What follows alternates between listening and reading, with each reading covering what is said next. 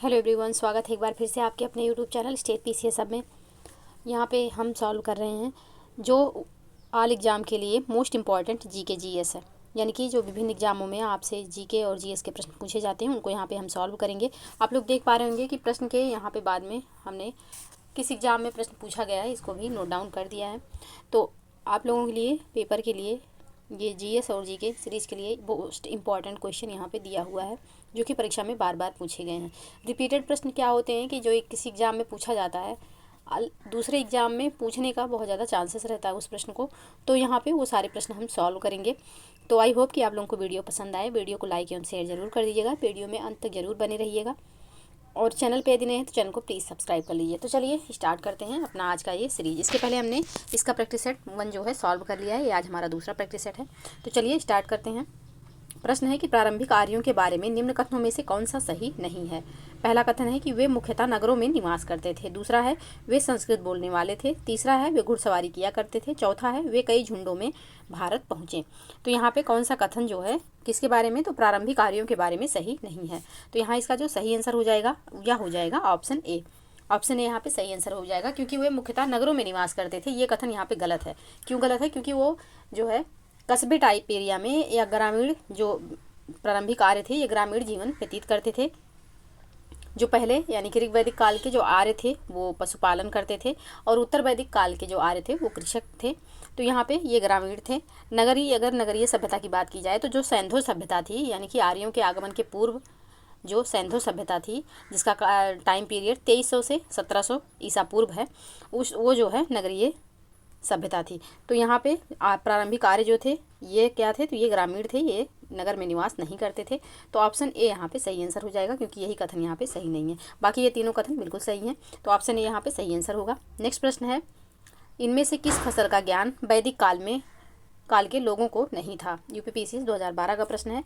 चावल, तंबाकू, जौ, गेहूँ, किसका यहाँ पे ज्ञान जो है ज्ञान वैदिक काल के लोगों को नहीं था। तो तंबाकू का ज्ञान नहीं था। ऑप्शन बी यहाँ पे सही आंसर हो जाएगा। तंबाकू का ज्ञान भारत में कब हुआ, तो जो ये पुर्तगाली भारत में आए इनसे कहा जाता है कि इन्होंने तंबाकू का भारत में ज़्यादा से ज़्यादा विस्तार किया। वैसे तंबाकू का इस्तेमाल जो है या मुगल काल से ही होता आ रहा है। तो ऑप्शन बी यहाँ पे सही आंसर हो जाएगा। नेक्स्ट प्रश्न है किस वेद में सभा को नरिष्ठ अर्थात सामूहिक वाद विवाद या अनुल्लंघनीय कहा गया है। यजुर्वेद, सामवेद, अथर्ववेद या फिर ऋग्वेद। तो इसका जो सही आंसर हो जाएगा या हो जाएगा ऑप्शन सी अथर्ववेद में। ऑप्शन सी यहाँ पे सही आंसर हो जाएगा। नेक्स्ट प्रश्न है ऋग्वेद में कुल कितने मंडल हैं, 7, 8, 9 या फिर 10। तो ऋग्वेद में कुल मंडलों की संख्या 10 है। ऑप्शन डी यहाँ पे सही आंसर हो जाएगा। नेक्स्ट प्रश्न है किस रचना में नारी को सुरा और पासा के साथ 3 प्रमुख बुराइयों में शामिल किया गया है। मैत्रायणी संहिता, जावाल उपनिषद, शतपथ ब्राह्मण या फिर छांदोग्य उपनिषद। तो यहाँ पे मैत्रायणी संहिता में कहा गया है कि नारी जो है या सुरा और पासा के समान 3 प्रमुख बुराइयों में शामिल है। तो ऑप्शन ए यहाँ पे सही आंसर हो जाएगा। नेक्स्ट प्रश्न है ढिल्लिका यानी कि दिल्ली नगर की स्थापना किसने की थी। तोमरों ने, चौहानों ने, परमारों ने या फिर प्रतिहारों ने। तो यहाँ पे इसका जो सही आंसर हो जाएगा या हो जाएगा ऑप्शन ए तोमरों ने। ऑप्शन ए यहाँ पे सही आंसर हो जाएगा। नेक्स्ट प्रश्न है उस शासक का नाम क्या है जिसने विजय स्तंभ यानी कि टावर ऑफ विक्ट्री का निर्माण कराया था। यूपीपीसीएस 2012 में साथ ही ये आरआरबी एनटीपीसी 2008 में पूछा गया प्रश्न है। राणा सांगा, राणा कुंभा, राणा रतन सिंह या फिर राणा हमीर। तो इसका जो सही आंसर हो जाएगा या हो जाएगा राणा कुंभा। ऑप्शन बी यहाँ पे सही आंसर होगा। नेक्स्ट प्रश्न है किस नाटक के कुछ अंश 2.5 दिन का झोपड़ी मस्जिद की दीवारों पर अंकित है। मालती माधव, नागानंद, हरिकेल या फिर इनमें से कोई नहीं। तो यहाँ पे किस नाटक का अंश जो है 2.5 दिन के झोपड़ा मस्जिद पर अंकित है, तो ये है हरिकेल नाटक का। तो ऑप्शन सी यहाँ पे सही आंसर हो जाएगा। नेक्स्ट प्रश्न है रानी पद्मिनी के पति का नाम क्या था। महाराणा प्रताप सिंह, रणजीत सिंह, राजा मान सिंह या फिर राणा रतन सिंह। तो इसका जो सही आंसर हो जाएगा या हो जाएगा राणा रतन सिंह। ऑप्शन डी में ऑप्शन डी इसका सही आंसर होगा। नेक्स्ट प्रश्न है निम्नलिखित में से वह कौन सा सम्मत है जो कलचुरियों द्वारा प्रयुक्त किए जाने के कारण कलचुरी सम्मत भी कहलाता है। त्रैकूटक सम्मत, विक्रम सम्मत, शक सम्मत या फिर इनमें से कोई नहीं। तो इसका जो सही आंसर होगा या हो जाएगा ऑप्शन ए त्रैकूटक सम्मत। ऑप्शन ए यहाँ पे सही आंसर होगा। नेक्स्ट प्रश्न है भारत का प्रथम गवर्नर जनरल व वायसराय कौन था। ऑप्शन नीचे है, Lord Canning, Lord Hasting, Lord Minto या फिर लॉर्ड कर्जन। तो इसका जो सही आंसर हो जाएगा यह हो जाएगा ऑप्शन ए, लॉर्ड कैनिंग भारत का पहला वायसराय था, तो ऑप्शन ए यहाँ पे सही आंसर होगा। नेक्स्ट प्रश्न है, किस सिख गुरु ने फारसी में जफरनामा लिखा था? गुरु तेग बहादुर, गुरु गोविंद सिंह, गुरु हरराय या फिर गुरु हरकिशन। तो इसका जो सही आंसर हो जाएगा इस प्रश्न का यह होगा गुरु गोविंद सिंह। ऑप्शन बी यहाँ पे सही आंसर हो जाएगा। नेक्स्ट प्रश्न है, आदि ग्रंथ किसने संकलित किया था? गुरु नानक ने, गुरु रामदास ने, गुरु अर्जुन देव ने या फिर गुरु गोविंद सिंह ने। तो आदि ग्रंथ जो है किसके द्वारा संकलित किया गया था? तो ये संकलित किया गया था गुरु अर्जुन के द्वारा। ऑप्शन सी यहाँ पे सही आंसर हो जाएगा। नेक्स्ट प्रश्न है, भारत में आधुनिक शिक्षा प्रणाली की नींव किससे पड़ी? 1854 के वुड डिस्पैच से, 1882 के हंटर आयोग से, 1813 के चार्टर अधिनियम से या फिर 1835 के मैकाले के मिनट से। तो यहाँ पे इसका सही आंसर कौन सा हो जाएगा? तो इसका जो सही आंसर होगा यह हो जाएगा 1835 के मैकाले मिनट से भारत में आधुनिक शिक्षा का नींव पड़ा है। तो ऑप्शन डी यहाँ पे सही आंसर हो जाएगा। नेक्स्ट प्रश्न है, किसके समय में कलकत्ता में प्रथम न्यायालय की स्थापना की गई थी? Warren Hastings, Robert Clive, Vansittart या फिर बेरेस्ट। तो इसका जो सही आंसर होगा यह हो जाएगा option A, Warren Hasting. Warren Hasting के समय में कलकत्ता में प्रथम न्यायालय की स्थापना हुई थी। ऑप्शन ए यहाँ पे सही आंसर हो जाएगा। नेक्स्ट प्रश्न है, गंगा के मैदानों की पुरानी कछारी मिट्टी क्या कहलाती है? बांगर, खादर, कल्लर या फिर रेगुड़। तो इसका जो सही आंसर होगा यह हो जाएगा ऑप्शन ए, बांगर कहलाती है। जो पुरानी जलोढ़ होती है वो बांगर है और जो नवीन जलोढ़ होती है वो खादर कहलाती है। तो ऑप्शन ए यहाँ पे सही आंसर हो जाएगा। नेक्स्ट प्रश्न है, निम्नलिखित में से किस प्रकार की मिट्टी के लिए न्यूनतम उर्वरक की आवश्यकता होती है? लाल मिट्टी, जलोढ़ मिट्टी, लैटराइट मिट्टी या फिर काली मिट्टी। किस मिट्टी के लिए न्यूनतम उर्वरक की आवश्यकता होती है? तो यहाँ पे इसका जो सही आंसर हो जाएगा यह हो जाएगा ऑप्शन बी, जलोढ़ मिट्टी के लिए कम उर्वरक की आवश्यकता होती है। तो ऑप्शन बी यहाँ पे सही आंसर हो जाएगा। भारत में अगर देखा जाए सबसे ज़्यादा तो जलोढ़ मिट्टी ही पाई जाती है। तो ऑप्शन बी यहाँ पे सही आंसर होगा। नेक्स्ट प्रश्न है, गंगा के मैदान की पुरानी कछारी मिट्टी क्या कहलाती है? तराई, भांवर, बांगर या फिर खादर। तो गंगा के मैदान की पुरानी कछारी मिट्टी क्या कहलाती है? तो यह मिट्टी जो है यह आपकी कहलाती है बांगर। अभी हमने ऊपर ही पढ़ा, ऑप्शन सी यहाँ पे सही आंसर हो जाएगा। नेक्स्ट प्रश्न है, भारत में समस्त स्थल भाग का कितना प्रतिशत जलोढ़ मिट्टी से ढका है? 29%, 33%, 20% या फिर 24%। तो इसका जो सही आंसर हो जाएगा यह हो जाएगा ऑप्शन डी, 24%। नेक्स्ट प्रश्न है, किस मिट्टी में कृषि के लिए सिंचाई की आवश्यकता नहीं होती है? काली मिट्टी, जलोढ़ मिट्टी, लैटराइट मिट्टी या फिर लाल मिट्टी। तो इसका जो सही आंसर हो जाएगा यह हो जाएगा काली मिट्टी। ऑप्शन ए यहाँ पे सही आंसर होगा। नेक्स्ट प्रश्न है, अंतरिक्ष में कुल कितने तारामंडल हैं? 89, 90, 87 या फिर 88। तो इसका जो सही आंसर होगा यह हो जाएगा ऑप्शन ए, 89। नेक्स्ट प्रश्न है, निक्स ओलंपस पर्वत किस ग्रह पर स्थित है? यूपीपीसीएस 2012 का प्रश्न है। पृथ्वी पर, मंगल या फिर बुध या फिर शुक्र। यह कहाँ पर स्थित है? तो यह आपका स्थित हो जाएगा कहाँ पे? तो इसका जो सही आंसर हो जाएगा यह हो जाएगा मंगल पर। ऑप्शन बी यहाँ पे सही आंसर होगा। नेक्स्ट प्रश्न है, पार्थिव ग्रहों की संख्या कितनी है? 2, 3, 4 या फिर 5। तो इसका जो सही आंसर होगा यह हो जाएगा ऑप्शन सी, 4। पार्थिव ग्रहों की जो संख्या है यह 4 है। ऑप्शन सी यहाँ पे सही आंसर हो जाएगा। नेक्स्ट प्रश्न है, निम्नलिखित में से कौन सा पार्थिव ग्रह नहीं है? बुध, शुक्र, मंगल, शनि। तो यहाँ पे पार्थिव ग्रह कौन सा नहीं है? तो अगर देखा जाए कौन कौन से पार्थिव ग्रह हैं तो मंगल तक, यानी कि शुक्र, बुध, शुक्र, पृथ्वी और मंगल, ये 4 ग्रह जो हैं ये पार्थिव ग्रह हैं। इसके बाद के जो ग्रह कहलाते हैं, यानी कि जैसे बृहस्पति हो गया, शनि हो गया, अरुण हो गया, वरुण हो गया, ये सारे ग्रह जो हैं ये गैसीय ग्रह कहलाते हैं। तो यहाँ पे इसका जो सही आंसर हो जाएगा यह हो जाएगा ऑप्शन डी। शनि जो है यह पार्थिव ग्रह नहीं है, तो ऑप्शन डी यहाँ पे सही आंसर हो जाएगा। नेक्स्ट प्रश्न है, बाह्य ग्रह या बृहस्पति सादृश्य ग्रहों की संख्या कितनी है? 4, 5, 6 या फिर 7।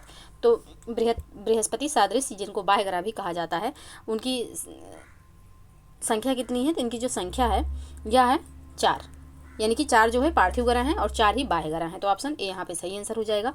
नेक्स्ट प्रश्न है, मोहिनी अट्टम नृत्य का विकास निम्नलिखित में से किस राज्य में हुआ था? एसएससी सीजीएल 2002 का प्रश्न है। केरल, उड़ीसा, कर्नाटक या फिर तमिलनाडु। तो मोहिनी अट्टम जो है इस नृत्य का रूप का विकास जो है कहाँ पे हुआ था, किस राज्य में? तो यह हुआ था आपके केरल में। ऑप्शन ए यहाँ पे सही आंसर हो जाएगा, केरल में इसका विकास हुआ था। नेक्स्ट है, निम्नलिखित में से कौन सुमेलित नहीं है? भरतनाट्यम तमिलनाडु, कथकली कर्नाटक, उड़ीसा, कुचिपुड़ी आंध्र प्रदेश। तो यहाँ पे कथकली जो है और मोहिनी अट्टम ये दोनों केरल के शास्त्रीय नृत्य हैं। कर्नाटक का नहीं है, तो ऑप्शन बी यहाँ पे सही सुमेलित नहीं है, यही इसका आंसर हो जाएगा। बाकी तीनों ऑप्शन बिल्कुल सही सुमेलित हैं, तो ऑप्शन बी यहाँ पे बिल्कुल सही आंसर होगा। नेक्स्ट प्रश्न है, मात्र 16 वर्ष की आयु में कौन भारतनाट्यम को गुरुदेव रविन्द्रनाथ ठाकुर के कथक सामग्री कहकर गौरवान्वित किया था? भारती गुप्ता, शोभना नारायण, सितारा देवी या फिर मालविका सरकार? तो इसका जो सही आंसर हो जाएगा यह हो जाएगा सितारा देवी। सितारा देवी ने मात्र 16 वर्ष की आयु में भारतनाट्यम को गुरुदेव रविन्द्रनाथ ठाकुर के कथक सामग्री कहकर गौरवान्वित किया था, तो ऑप्शन सी यहाँ पे सही आंसर हो जाएगा। नेक्स्ट प्रश्न है, कुचिपुड़ी किस राज्य की नृत्य शैली है? तमिलनाडु, कर्नाटक, केरल या फिर आंध्र प्रदेश? तो यहाँ पे कुचिपुड़ी कहाँ की हो जाएगी? तो कुचिपुड़ी जो हो जाएगी ये आंध्र प्रदेश की हो जाएगी, ऑप्शन डी यहाँ पे बिल्कुल सही आंसर हो जाएगा। नेक्स्ट प्रश्न है, निम्नलिखित में से कौन सुमेलित है? कथकली केरल, कथक तमिलनाडु, भारतनाट्यम आंध्र प्रदेश, कुचिपुड़ी मध्य प्रदेश? तो यहाँ पे कौन सा सही सुमेलित है? तो ऑप्शन ए में जो कथकली दिया हुआ है केरल का है। कथकली और मोहिनीअट्टम दोनों केरल के हैं। कथक जो है यह उत्तर प्रदेश का है। तमिलनाडु का हो जाएगा भारतनाट्यम, और कुचिपुड़ी जो है यह आंध्र प्रदेश का हो जाएगा। तो ऑप्शन ए यहाँ पे पहले से सही सुमेलित है, बाकी तीनों ऑप्शन का हमने सही आंसर देखा, तो ऑप्शन ए बिल्कुल सही आंसर होगा यहाँ पे। नेक्स्ट प्रश्न है, कैबिनेट मिशन योजना के अनुसार संविधान सभा में कुल कितने सदस्य होने थे? 389, 409, 429 या फिर 505? तो इसका जो सही आंसर हो जाएगा यह हो जाएगा ऑप्शन ए 389। ऑप्शन ए यहाँ पे बिल्कुल सही आंसर होगा। नेक्स्ट प्रश्न है, सन 1936 में भारतीय राष्ट्रीय कांग्रेस द्वारा संविधान सभा के गठन की मांग कहाँ पर हुए अधिवेशन में रखी गई थी? मुंबई, फैजपुर, लाहौर या फिर कानपुर? तो इसका जो सही आंसर होगा यह हो जाएगा आपका ऑप्शन बी फैजपुर में। नेक्स्ट प्रश्न है, संविधान पांडुलेखन समिति का निम्न में से कौन सदस्य नहीं था? पांडुलेखन यानी कि प्रारूप समिति का कौन सा इसमें से सदस्य नहीं था? के.एम. मुंशी, ए.के. अय्यर, जवाहरलाल नेहरू या फिर मोहम्मद सादुल्ला? तो जवाहरलाल नेहरू जी इसमें नहीं थे, तो ऑप्शन सी इसका सही आंसर हो जाएगा। नेक्स्ट प्रश्न है, प्रस्तावित मूल संविधान में कुल सदस्यों का विभाजन किस प्रकार होना निश्चित हुआ था? ब्रिटिश प्रांतों के 292 प्रतिनिधि, देसी रियासतों के 93 प्रतिनिधि, मुख्य कमिश्नरी क्षेत्र के 4 प्रतिनिधि, उपयुक्त सभी? तो किस प्रकार से होना सुनिश्चित था? तो इसका जो सही आंसर होगा यह हो जाएगा ऑप्शन डी, यानी कि तीनों कथनों के अनुसार सही है तीनों ऑप्शन, तो ऑप्शन डी यहाँ पे सही आंसर हो जाएगा, उपयुक्त सभी। नेक्स्ट प्रश्न है, भारत का संविधान लागू हुआ था 26 जनवरी 1950, 26 जनवरी 1952, 15 अगस्त 1948 या फिर 26 नवंबर 1949? तो यहाँ पे लागू कब हुआ था यह पूछा गया है। तो भारत का संविधान 26 जनवरी 1950 को लागू हुआ था, जबकि 26 नवंबर 1949 को यह बना था, अधिनियमित हुआ था 26 नवंबर 1949 को, लेकिन लागू कब हुआ? तो 26 जनवरी 1950 से लागू हुआ, तो ऑप्शन ए यहाँ पे सही आंसर हो जाएगा। और आप लोग देखते होंगे 26 नवंबर को ही संविधान दिवस भी मनाया जाता है, तो ऑप्शन ए यहाँ पे इसका सही आंसर हो जाएगा, क्योंकि लागू होने के बारे में पूछ रहा है यहाँ पे। नेक्स्ट प्रश्न है, ऐसी अर्थव्यवस्था को क्या कहते हैं जिसका शेष विश्व से कोई संबंध नहीं होता है? समाजवादी, समृद्ध, बंद अर्थव्यवस्था, मुक्त अर्थव्यवस्था या फिर मिश्रित अर्थव्यवस्था? तो ऐसी अर्थव्यवस्था जिसका किसी भी देश से आयात निर्यात ना हो, ऐसी अर्थव्यवस्था को कौन सी अर्थव्यवस्था कहते हैं? तो ये अर्थव्यवस्था बंद या समृद्ध अर्थव्यवस्था कहलाती है, तो ऑप्शन बी यहाँ पे सही आंसर हो जाएगा।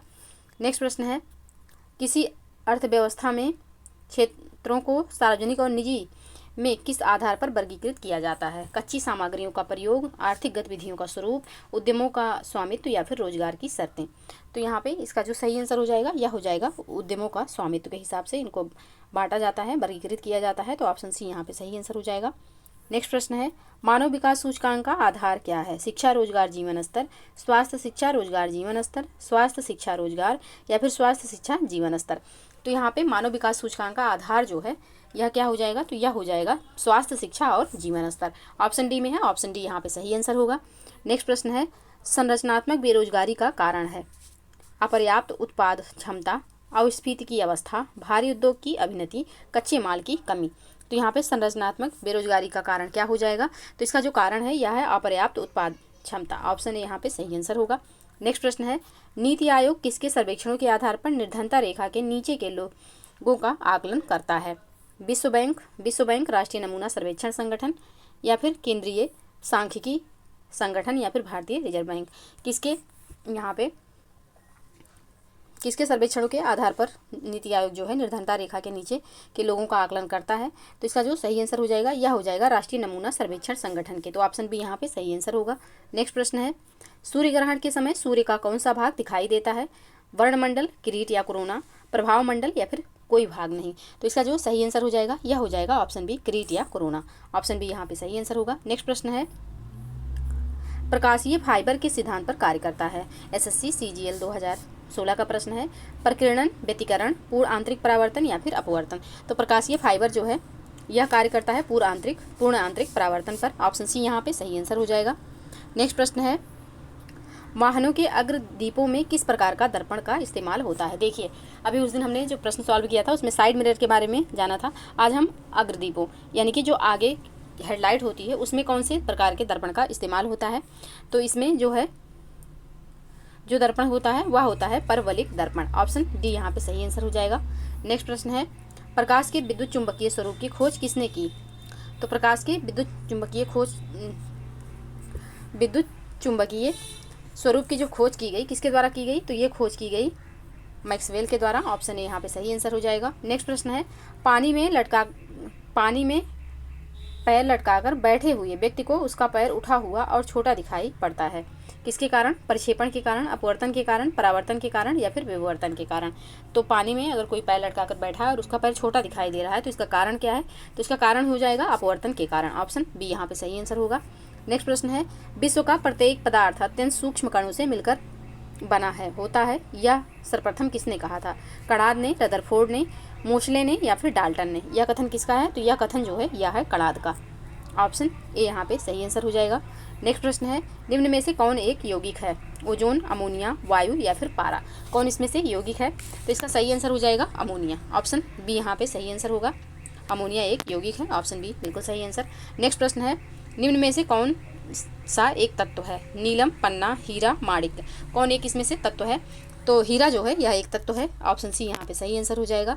नेक्स्ट प्रश्न है, निम्न में से कौन सी उपधातु है? आर्सेनिक, एंटीमनी, बिस्मथ या फिर ये सभी। तो यहाँ पे कौन सी इसमें से उपधातु है? तो ये तीनों जो है या उपधातु हैं। ऑप्शन डी यहाँ पे सही आंसर हो जाएगा। नेक्स्ट प्रश्न है, निम्न में से किस पदार्थ में ऑक्सीजन नहीं है? मिट्टी का तेल, कांच, सीमेंट या फिर रेत। किसमें जो है ऑक्सीजन नहीं है इन चारों में से? तो इसका जो सही आंसर हो जाएगा यह हो जाएगा मिट्टी के तेल। मिट्टी के तेल में ऑक्सीजन नहीं है। तो ऑप्शन ए यहाँ पे सही आंसर होगा। तो ये रहे 50 प्रश्न जिनको हमने सॉल्व किया। आई होप कि आप लोगों को वीडियो पसंद आए और आप लोग प्रैक्टिस करिएगा। आपको कितने क्वेश्चन सही हो पा रहे हैं आप लोग कमेंट सेक्शन में जरूर बताइएगा। और ये है हमारा चैनल। आप चैनल पर नए हैं तो चैनल को प्लीज़ सब्सक्राइब कर लीजिए, साथ ही बेल आइकन को प्रेस कर लीजिए ताकि कोई भी वीडियो चैनल पर अपलोड हो तो सबसे पहले नोटिफिकेशन आपको प्राप्त हो। साथ ही वीडियो को लाइक एवं शेयर करना ना भूलिएगा। मिलते हैं नेक्स्ट क्लास में, तब तक के लिए आप लोग पढ़ते रहिए, स्वस्थ रहिए। जय हिंद, जय भारत।